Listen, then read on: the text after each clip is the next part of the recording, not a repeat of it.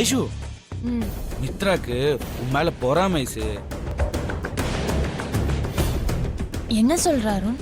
ஆமா ஐசு, உன் மேல அவளுக்கு பொறாமை. அதனால தான் உனக்கு அவ அப்படி பண்ணியிருக்கா. நீ என்ன சொல்றாரு?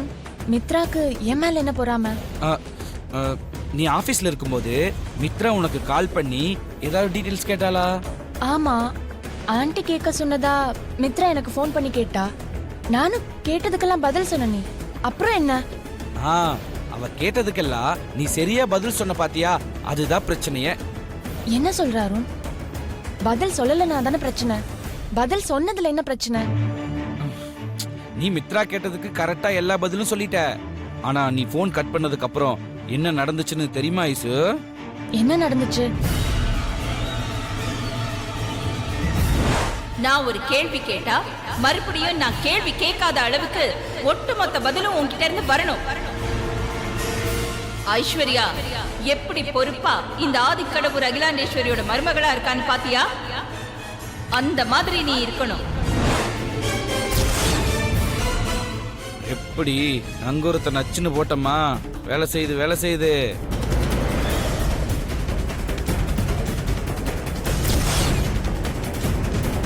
இந்த வர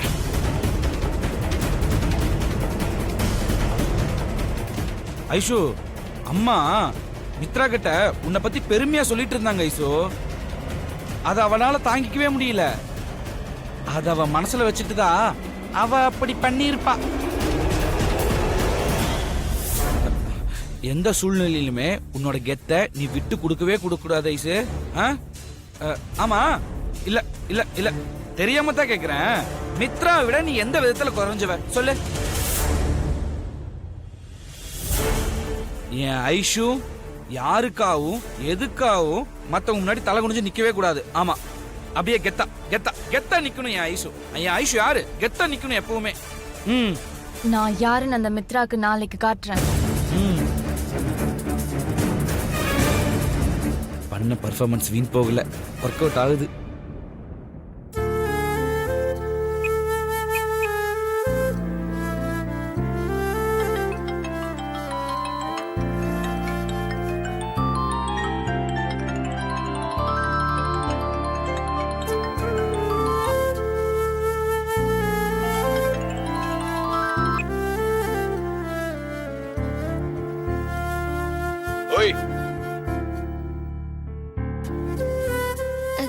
என்ன மாமா இது? பட்டு மெத்தையை விட்டுட்டு இப்படி கட்டாந்தரையில பெட்ஷீட் விரிச்சு படுத்துட்டு இருக்கீங்க. என்னாச்சு மாமா? ஏன் நான் தரையில படுக்க கூடாதா? நீங்க நினைச்சா தங்க கட்டில கூட படுக்கலாம் மாமா. இப்போ தரையில படுக்கணும்னு உங்களுக்கு என்ன தலையெழுத்தா? எதுக்காக இப்படி தரையில படுத்துட்டு இருக்கீங்க? நீ அடிக்கடி அம்மனுக்கு விரதம் வேண்டுதல்னு சொல்லிட்டு எதனா பண்ணிட்டு இருப்பல, அந்த மாதிரி இதுவும் ஒரு வேண்டுதல்னு வச்சுக்கோ. அம்மனுக்கு விரதம் இருக்கிறது வேண்டுதல் வைக்கிறதெல்லாம் பிரச்சனைகள் தீர்றதுக்கு, நல்லது நடக்கிறதுக்காக மாமா, விளையாட்டுக்கு இல்ல.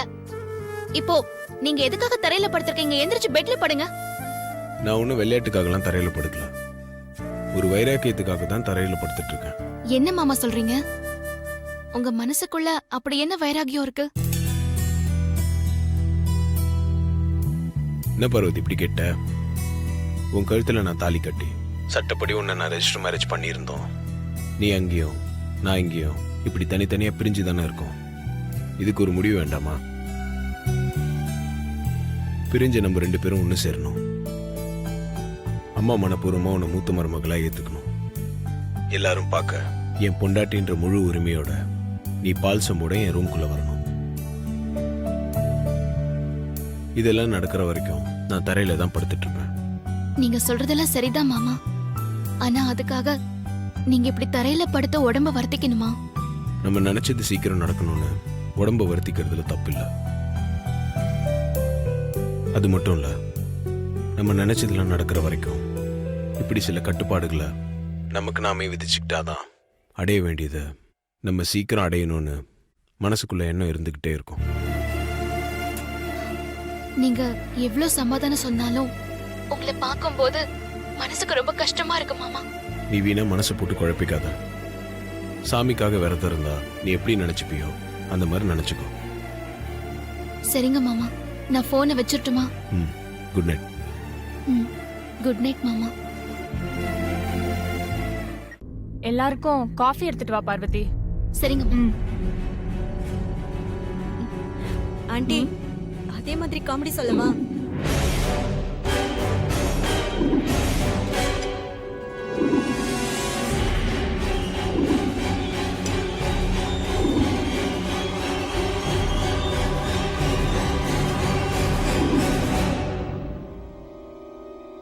பார்வதி, சொல்லுங்கம்மா. இன்னைக்கு என்ன சமையல்? என்ன பண்ணலான்னு நீங்களே சொல்லுங்கம்மா. நீ இன்னைக்கு சமையல் பண்ண வேணாம் பார்வதி.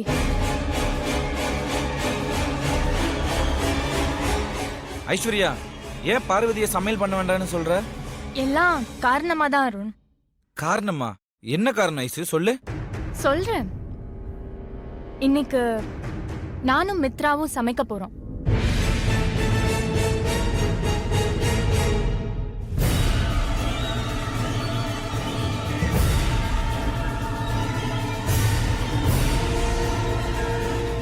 ஐஷு, அதான் இந்த வீட்ல சமைக்கிறதுக்குன்னே பட்டம்மா இந்த பார்வதின்னு இருக்காங்களே, அப்புறம் எதுக்கு நீ மித்ராவும் சமைக்கணும்? இந்த குடும்பத்தோட மருமகள்களா மாமனார் மாமியார் ஹஸ்பண்ட்காக எங்க கையால சமைச்சு பரிமாறும்போது எங்களுக்கு ஒரு சந்தோஷம் கிடைக்கும். அவங்களும் சந்தோஷப்படுவாங்க. உறவுகள் இன்னும் பலப்படும் ஆண்டி. வெரி குட் ஐஸ்வர்யா, நல்ல ஏற்பாடுதான். மருமகள்ங்க கையால சமைச்சு சாப்பிடுறதுல எனக்கு ரொம்ப ரொம்ப சந்தோஷம்தான்.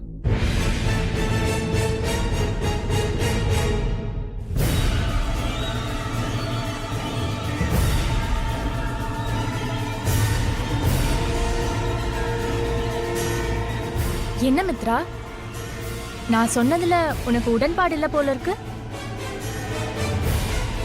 உனக்கு சமைக்க விருப்பம் இல்லைன்னா, இல்ல சமைக்கவே வராதுன்னா சொல்லிடு, நானே பாத்துக்கிறேன். எனக்கு சமைக்க வராதுன்னு யார் சொன்னா? நான் உன்னை விட நல்லா சமைப்பேன்.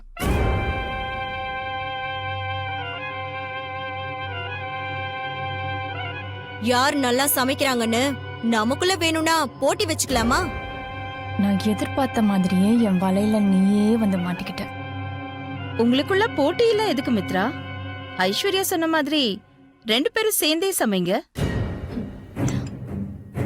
சாரி ஆண்டி, ஐஸ்வர்யா பேசினது எனக்கு என்னமோ சமைக்க வராதுங்கிற மாதிரி இருக்கு. எனக்கு நல்லாவே சமைக்க வருங்கிறத நான் நிரூபிக்கணும். அதனால நான் தனியாவே சமைக்கிறேன்.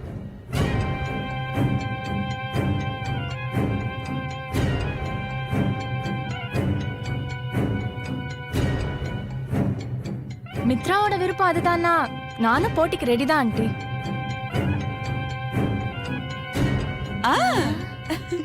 அத்தை, இப்ப எதுக்காக அத்தை மித்ரா அக்காவும் ஐஸ்வர்யா அக்காவும் இப்படி போட்டி போடுறாங்க? இட்டுடி, இதைத்தானே நானும் எதிர்பார்த்தேன். ஒருத்தர் போட்டி போட்டு ஆடு மாதிரி முட்டிக்கிட்டு சாகட்டும். சூப்பர் அத்தை. அப்போ நீங்க நிறைய மாதிரி வெயிட் பண்ணுங்க. இல்ல அத்தை, ஒரு ஃப்ளோல வந்துருச்சு. ஃப்ளோல அப்படி முட்டினா ரத்தம் கொட்டும். வாயை முட்டிட்டு நில்லு.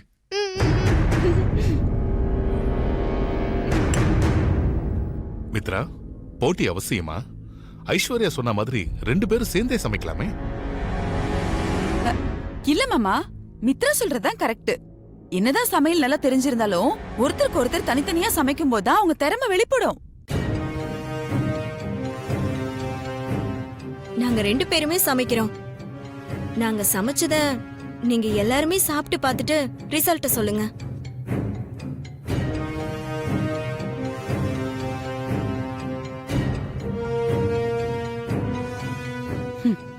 இதுக்கு சம்மதம் சொல்றதுக்கு என்னமோ பெருசா பிசினஸ் மாதிரி யோசிச்சுட்டு இருப்பா.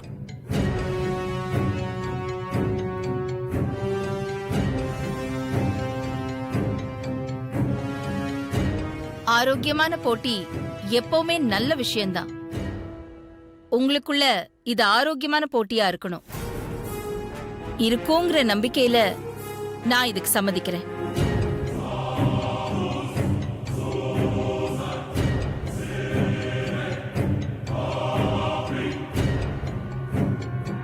ஐஸ்வர்யா, அதான் அம்மாவே பர்மிஷன் கொடுத்துட்டாங்கல்ல, போய் தூள் கலப்பு.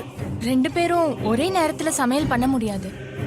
முதல்ல நான் சமைச்சு முடிக்கிறேன், அதுக்கப்புறம் நீ சமைச்சுக்கோ மித்ரா. சரி ஐஸ்வர்யா, அப்ப நீ போய் சமையல் ஆரம்பி.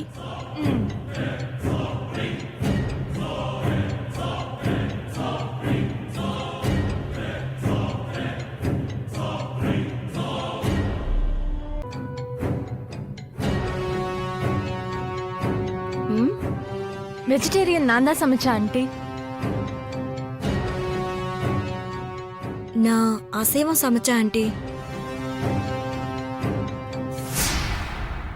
அப்போ இந்த காம்படிஷன்ல ஜெயிச்சது ஐசு தான். மித்ரா சமையல் நல்லா இல்லைன்னு சொல்ல முடியாது. ஆனா ஐஸ்வர்யா சமையல் ரொம்ப நல்லா இருக்கு. சைவத்தோட அசைவத்தை கம்பேர் பண்ணி பாக்குறப்போ இன்னும் கொஞ்சம் பெட்டரா மித்ரா சமையல் பண்ணிருக்கலான்னு தோணுது.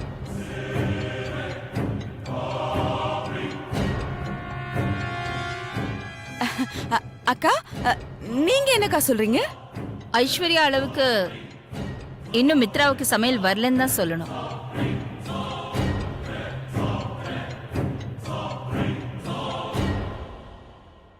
மித்ரா இன்னும் கொஞ்சம் கத்துக்கணும்.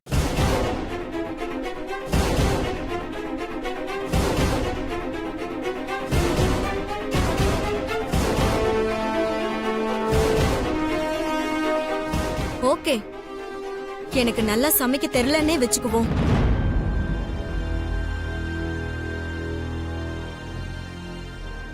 சமைக்க தெரியாதது ஒரு பெரிய குறையா எனக்கு ஒண்ணும் தெரியல. ஆதி கடவுர் குடும்பத்துல மூத்த மருமகளுக்கு சமைக்க தெரியணும்னு ஒண்ணும் அவசியம் இல்ல.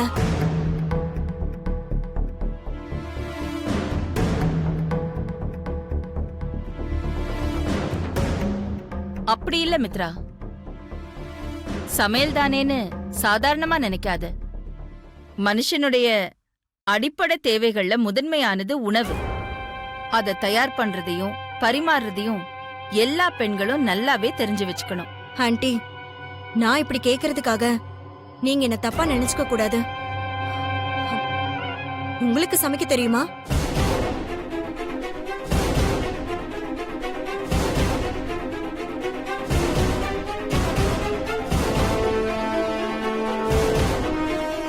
உங்களுக்கு சமைக்க தெரியாதுல்ல ஆண்டி? அதே மாதிரி நானும் சமைக்க தெரியாதவளா இருந்துட்டு போறேன். எனக்கு சமைக்க தெரியாதுன்னு உனக்கு யார் சொன்னது?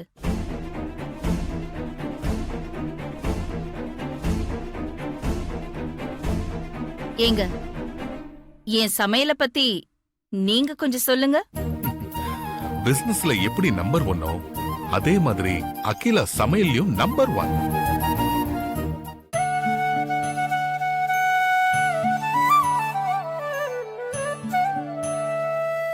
நலபாகுன்னு சொல்லுவாங்களே, அது அகிலாவோட சமையல்ல அப்படியே இருக்கும். சைவம்னாலும் சரி அசைவம்னாலும் சரி அகிலாவை அடிச்சுக்க முடியவே முடியாது. அவசரத்துக்கு சிம்பிளா ஒரு தொக்கோ துவையலோ பண்ணா கூட அது அவ்வளவு ருசியா இருக்கும்.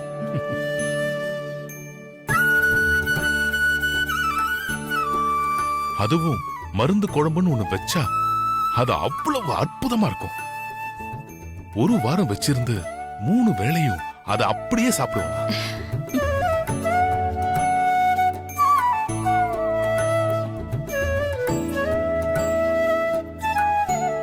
ஏதோ எனக்காக இவர் என் சமையல பாராட்டி சொல்றதா யாரும் நினைச்சுக்க வேண்டாம். என் மாமனார் மாமியார் என் சமையல பாராட்டாத ஆளே இல்ல. அவங்களுக்கு சமைச்சு போடுறதுல நான் ரொம்ப சந்தோஷப்பட்டிருக்கேன். பிசினஸ் வளர வளர என்னால சமையல்ல கவனம் செலுத்த முடியாம போச்சு. உன்னோட அந்த சமையல மறுபடியும் எப்ப சாப்பிட போறனோ தெரியல. கவலைப்படாதீங்க, இப்பவே சாப்பிடலாம். ரியலி? நீங்க மட்டும் இல்ல, வீட்ல எல்லாருமே சாப்பிடலாம். மித்ரா சொதப்பின ஐட்டங்களையும் சேர்த்து நானே சமைக்கிறேன்.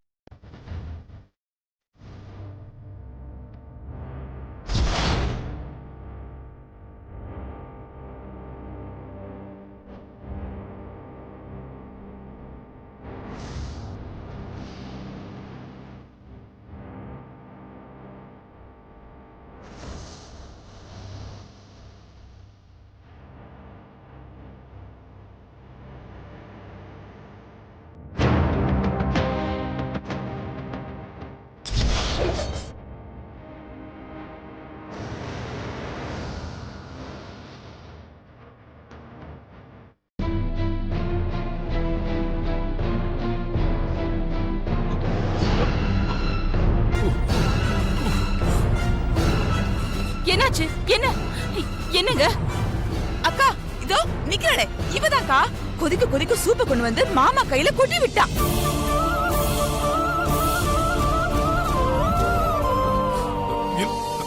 இல்ல அகிலா, பார்வதி மேல எந்த தப்பும் இல்ல. மாமா அப்பையில இருந்து இப்படிதாக்கா சொல்லிட்டு இருக்காரு. பாவம் அவரு பாருங்க வழியில எப்படி துடிக்கிறாரு. கொதிக்க கொதிக்க சூப்பை கொட்டது மட்டும் இல்லாம அவ பாட்டுக்கு போய் தண்ணிய கொண்டு வந்து அவர் கைய பிடிச்சு தண்ணியில முக்கி விட்டாக்கா.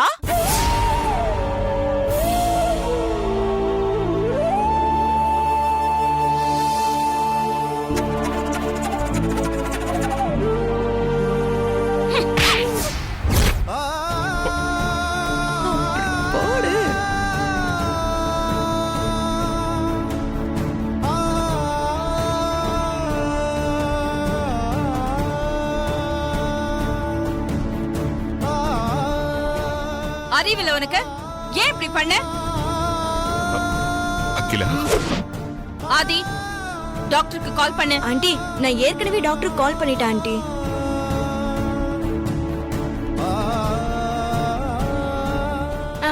டாக்டர் வந்துட்டார் அத்தை. வாங்க டாக்டர், நீங்க உட்காருங்க. கையை காட்டுங்க.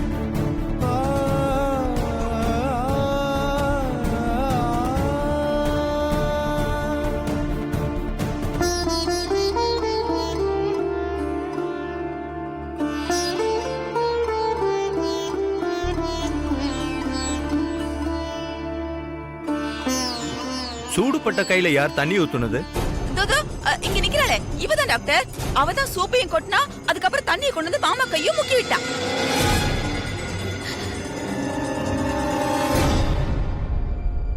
நல்ல காரியம் பண்ணிருக்கம்மா.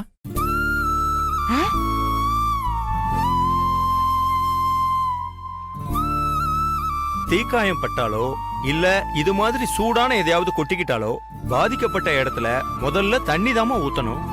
சரியான ஃபர்ஸ்ட் எய்ட் பண்ணிருக்கம்மா.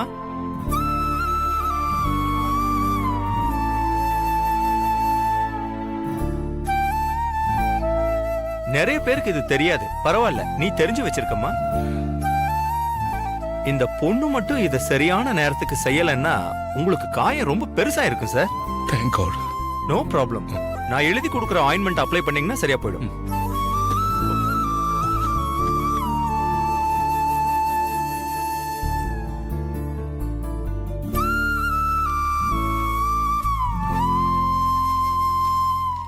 இந்தாங்க.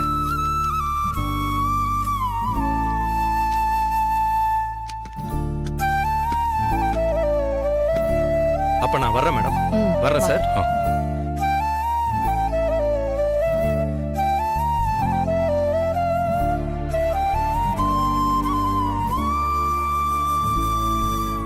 இப்ப வலி கொஞ்சம் பரவாயில்லையா? It's okay. என்னதான் நடந்ததுன்னு என்கிட்ட சொல்லிருக்கலாம்ல பார்வதி. நீங்க கொஞ்சம் பொறுமையா விசாரிச்சிருக்கலாமா?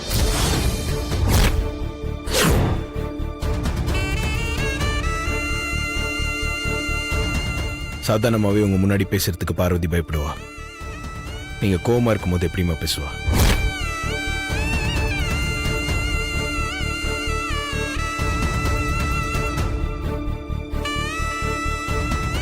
It's okay. அகிலா, வாமா மாடிக்கு போலாம்.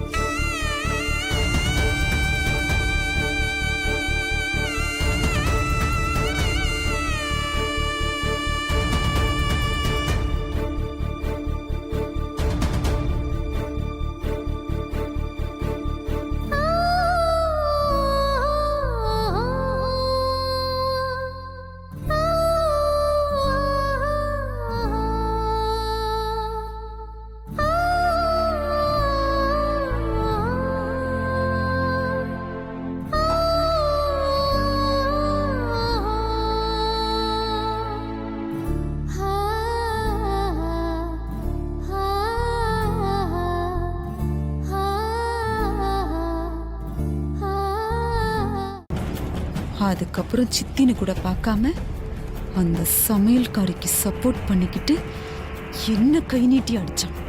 அங்க சுத்தி இங்க சுத்தி இப்போ அவங்க அம்மாவையே எதிர்த்து பேசுறதுக்கு தயாராயிட்டான். அத்தை, ஆதி மாமா உங்களை அடிச்சது மித்ராக்காவை அடிச்சதெல்லாம் விட்டு தள்ளுங்க அத்தை. பார்வதிக்காக ஆதி மாமா பெரியத்தையே எதிர்க்க துணிஞ்சிட்டாருன்னா அப்ப பார்வதி கிட்ட லவ்வையும் தாண்டி ஆதி மாமாக்கு வேற எதுவும் இருக்கும்ல அத்தை? ஆமா, இவ பெரிய விஞ்ஞானி அப்படியே கண்டுபிடிச்சு சொல்ல வந்துட்டான். தின்னி முட்டை. இங்க பாருமா, பயங்கர வெறுப்புல இருக்கேன். மேல மேல வெறுப்பேத்துற மாதிரி பேசுன போய் ஓரமா நில்லு. இல்ல வழக்கம் போல போய் ஏதாவது திரு தொலை. உயிரை வாங்காத. சரிங்க அத்தை, நான் பார்வதி கிட்ட ஜூஸ் கேட்டிருந்தேன், அது போய் நான் குடிச்சிட்டு வரேன். ஒண்ணு வேண்டாம், 2 குடிச்சிடலாம்.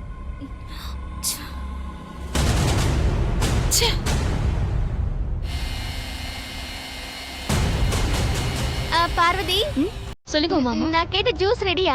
ரெடியா இருக்கு.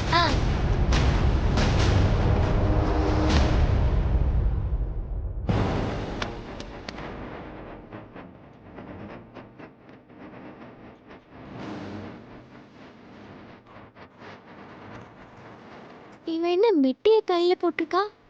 ஒன்னும் புரியலையே. எதுக்காக கையில மெட்டி போட்டிருக்கா? அத்துக்கிட்ட சொல்லலாமா? உமாமா, என்ன யோசிக்கிறீங்க? இந்தாங்க ஜூஸ். தேங்க்ஸ் பார்வதி.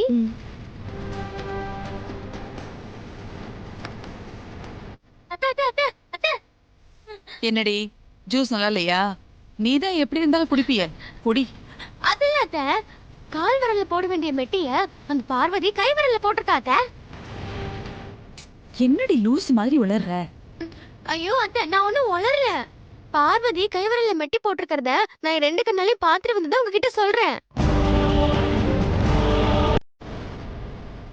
கல்யாணமான பொண்ணுங்க சம்பிரதாயத்துக்காக காலில் மெட்டி போட்டுக்குவாங்க.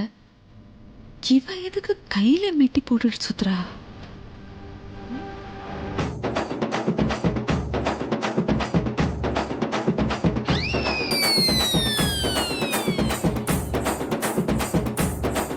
ஏய் எருமை, அவ கையில மெட்டி தான் போட்டிருக்காளன்னு ஒழுங்கா பாத்தியா நீ? பார்த்தேன் அத்தை. அன்னைக்கும் இதே மாதிரிதான் அவன் நெத்தி வகுட்டுல குங்குமம் வச்சிருக்கான்னு சொன்னேன். உன் பேச்ச நம்பி நானும் அவளை வர சொல்லி பார்த்தேன். அப்படி எதுவுமே இல்லையே. மறுபடியும் இப்ப வந்து அவ கையில மெட்டி போட்டிருக்கா, குட்டி போட்டிருக்கான்னு சொன்ன படி. அப்படி எதுவும் இன்னைக்கு நடக்காத அத்தை. ஆண்டி, உமாதான் இவ்ளோ கான்ஃபிடென்ட்டா சொல்றாளே, அவளை வர சொல்லிதான் பாப்போமே. சரி, நீ சொல்றங்கிறதுக்காக வர சொல்றேன். நீ போய் அவளை எங்க 2 பேருக்கும் காஃபி கொண்டு வர சொல்லு. சரிங்க அத்தை. கையில மெட்டி போட்டு சுத்துறா. வரட்டும், மெட்டியா போட்டிருக்கு. பாடி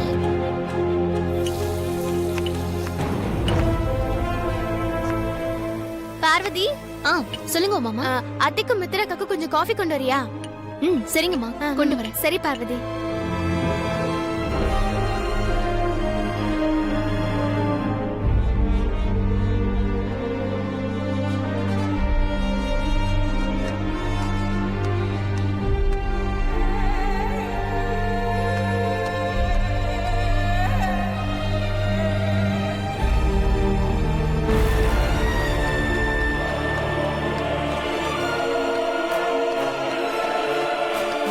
குட் மார்னிங் கா. Good morning aunty. Good morning Mithra. Good morning.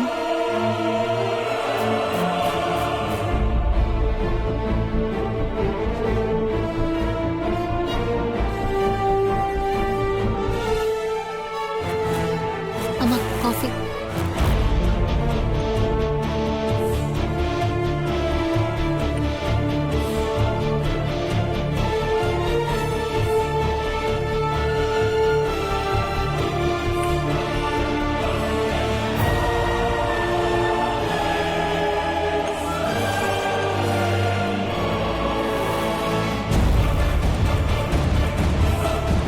Parvati, சொல்லுங்கம்மா. அது என்ன கைவிரல்ல?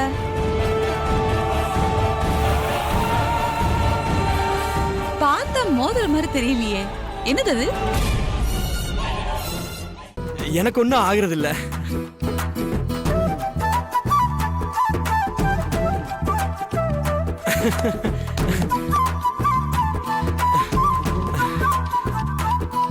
எனக்கு என்னன்னாலும் என் உடம்பு தாங்கிக்கும்.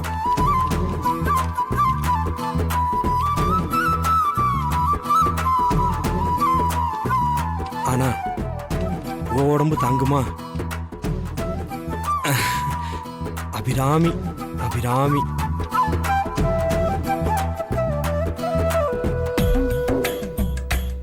இதையும் டைப் பண்ணணுமா? இது காதல். என் காதல் என்னன்னு சொல்லாம எங்க அழுகையா வருது. ஆனா நான் அழுது என் சோகம் ஒன்ன தாக்கிருமோன்னு நினைக்கும் போதுதான் வர்ற அழுகு கூட அப்படியே நின்றுது.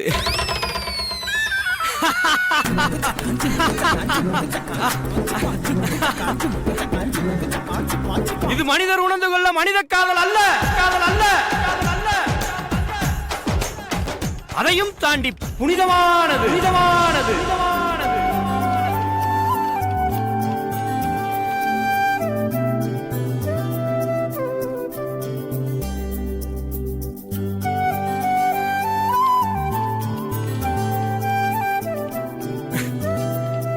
அபிராமியே தாலாட்டும் சாமியே நான் தானே தெரியுமா?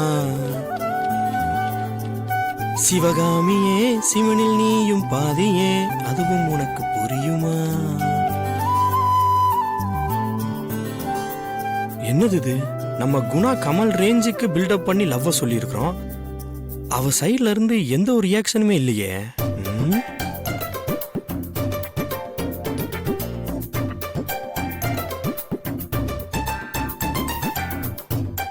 எந்த மெயில் ஐடிக்கு சென்ட் பண்ணும்? மெயில் ஐடி கொடுங்க. ஷாம் சுந்தர் 1987@gmail.com. சென்ட் பண்ணியாச்சு.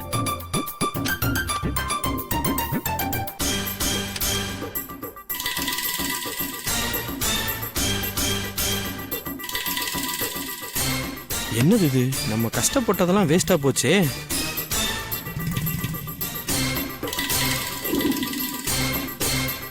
நாம சொன்னது புரிஞ்சா இல்ல புரிஞ்ச மாதிரி நடிக்கிறாளா? ஷாம் இப்போ இந்த நான் அப்பவே வந்துட்டேன். அது நீ இல்லன்றதையும் அப்படியே தெரிஞ்சுக்கிட்டேன். அப்புறம் பார்வதியோட உன்னோட ரொமான்ஸ் எல்லாம் நல்லபடியா அப்படியே முடிஞ்சா? இப்போ உனக்கு இது ரொம்ப தேவையா? பல்லு இருக்கிறவன் பக்கோடா சாப்பிட்றேன், உனக்கு தான் ஒன்றும் இல்லைன்னு ஆயிடுச்சுல. எனக்கா ஒன்றும் இல்ல. சிந்து டைப் பண்ணி அனுப்பின மெயில ஆதிகிட்ட காமிச்சு கொஞ்சம் வெறுப்பேத்தலாம். ஆதி கொஞ்சம் இரு.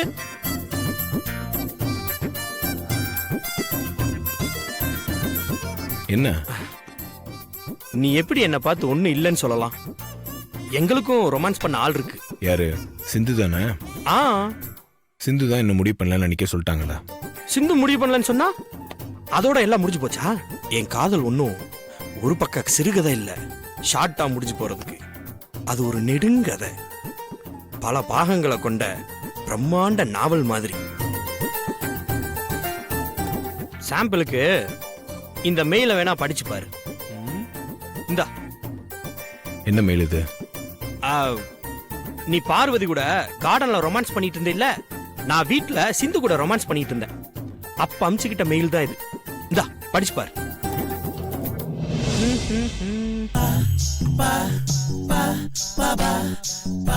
இங்க என்ன லுக்கு? படி படி.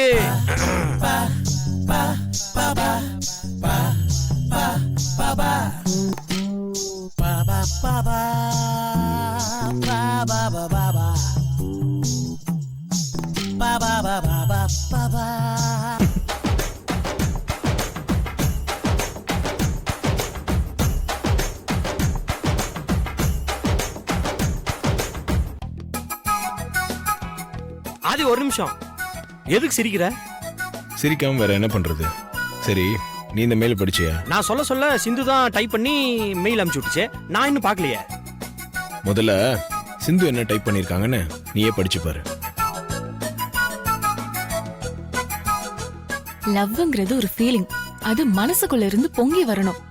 அதை விட்டுட்டு சினிமா பாட்டை காப்பி அடிச்சு சொல்லிட்டு இருக்கீங்க